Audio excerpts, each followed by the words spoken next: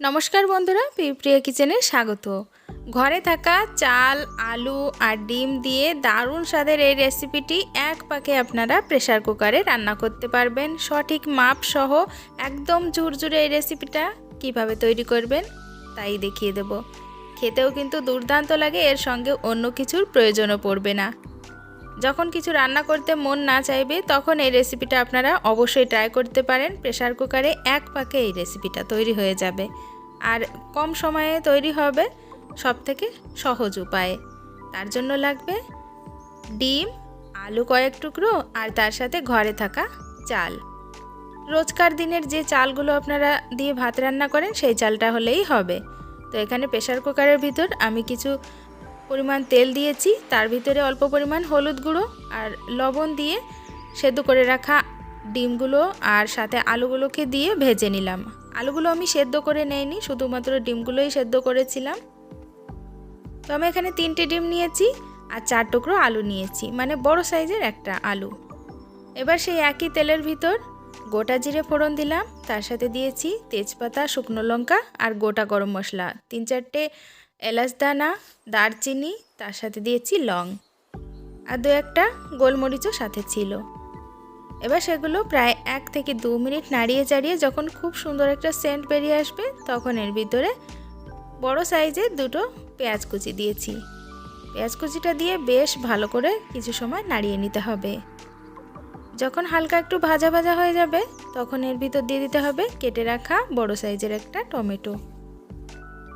টমেটোটাকেও প্রায় 1 মিনিট নাড়িয়ে চাড়িয়ে নিতে হবে যাতে এর থেকে কাঁচা গন্ধটা চলে যায় আর টমেটোর রসটাও কিছু পরিমাণ টেনে নেয়। এবার এখানে দিয়ে দেব 2 চামচ মতো মশলা বাটা, 1 চামচ আদা বাটা, 1 চামচ রসুন বাটা, 1 চামচ জিরে বাটা আর তার সাথে আমি 2-3টা শুকনো লঙ্কা দিয়েছিলাম। সব কিছু খুব ভালো করে পেস্ট করে এখানে মশলাটা দিয়ে দিয়েছি। মশলাটাও খুব ভালো করে কষিয়ে নেব, তার সাথে একটু লবণ দিয়ে দিলাম আর একটু হলুদ গুঁড়ো। এবার ভালো করে এটাকে মিশিয়ে নিয়ে নাড়িয়ে চাড়িয়ে নিতে হবে। বেশি পরিমাণ মশলার প্রয়োজন পড়ে না, আপনারা চাইলে মশলাটা নাও দিতে পারেন, এমনিতেই কিন্তু খুবই সুন্দর লাগবে শুধুমাত্র পেঁয়াজ টমেটো দিয়ে খুব ভালো করে একটু মিশিয়ে সেটাকে কষিয়ে নিলে। তো আমি আরও একটু ফ্লেভারফুল করার জন্য এখানে আদা রসুন বাটাটা দিয়েছি। এবার ঘরে থাকা যে নর্মাল চাল আমরা ভাত রান্না করে খাই সেই চালটা আমি এখানে দিয়ে দিলাম। যে কোনো একটা মাপ সেট করে নেবেন, গ্লাস হোক বা বাটি হোক। তো আমি এখানে 1 বাটি চাল ব্যবহার করেছি। আমি আমার সদস্য অনুযায়ী চাল নিয়েছি, আপনারা আপনাদের ঘরের সদস্য অনুযায়ী চালটা ব্যবহার করবেন। চালটা দিয়ে প্রায় 1 মিনিট নাড়িয়ে চেড়ে নিলাম।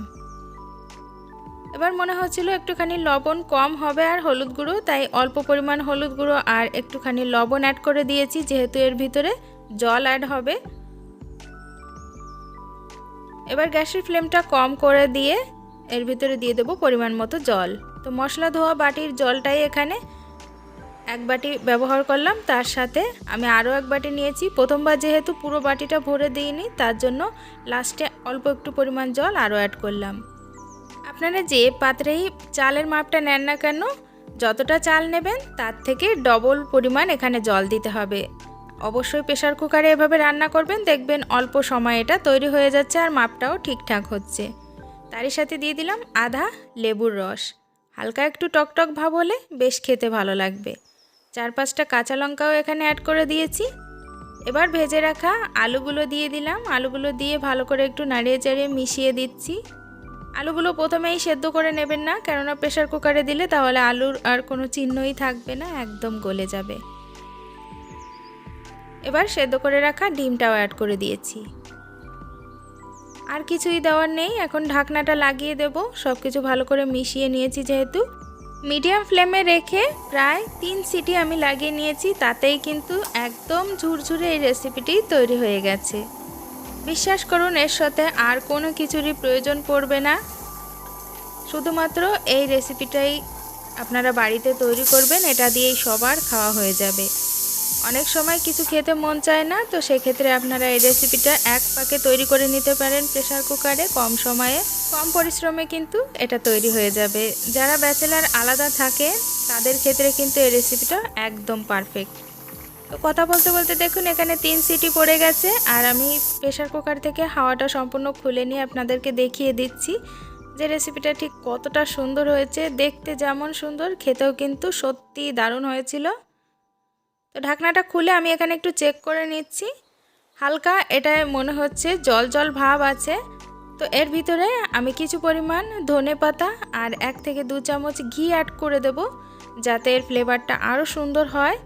আর এভাবে ঢাকনা লাগিয়ে প্রায় 10 মিনিট পর্যন্ত রেখে দিলে পুরোটা ভাতই কিন্তু ঝরঝরে হয়ে যাবে, কোনো রকম এরকম জল জল ভাব থাকবে না, আর খেতেও দারুণ লাগবে। আমি যেহেতু সঙ্গে সঙ্গে ঢাকনাটা খুলে দিয়েছি, প্রেসারটা বের করে দিয়েছি, তাই এখানে হালকা একটু ভাতটা নরম নরম মনে হচ্ছে। আমি কিন্তু গ্যাসটা আর চালু করব না, এরকম বন্ধ গ্যাসের উপরেই রেখে খুব ভালো করে এটাকে ঢাকনা লাগিয়ে রেখে দেবো প্রায় 10 মিনিট পর্যন্ত। উপর থেকে ঘি দিয়েছি, 1 চামচ গরম মশলা দিয়েছি, আর কিছু পরিমাণ ধনেপাতা দিয়ে দিলাম। খুব ভালো করে মিশিয়ে নিলাম, আর ব্যাস ঢাকনাটা বন্ধ করে এটাকে 10 মিনিটের জন্য রেখে দিচ্ছি। তো বন্ধুরা, যদি রেসিপিটা ভালো লাগে অবশ্যই কমেন্টসে জানাবেন। আমার চ্যানেলে নতুন হলে সাবস্ক্রাইব করে রাখবেন, সাথেই উপরে বেল আইকনে প্রেস করে আরও অন্যান্য ভিডিও দেখতে পারেন। আর অবশ্যই বন্ধুদের সঙ্গে শেয়ার করতে ভুলবেন না। দেখুন রেসিপিটা তৈরি হয়ে গেল। 10 মিনিট পর ঢাকনা খুলে আপনাদেরকে দেখিয়ে দিচ্ছি।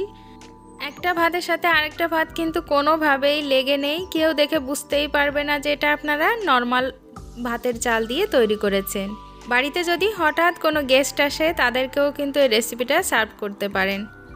তো আর কি বন্ধুরা, আমার তো রেসিপিটা তৈরি হয়ে গেছে, এখন এনজয় করার পালা। তো আপনারাও বাড়িতে তৈরি করুন আর এনজয় করুন। আজকের মতো এ পর্যন্ত, দেখা হবে অন্য রেসিপিতে। সবাই ভালো থাকবেন, সুস্থ থাকবেন।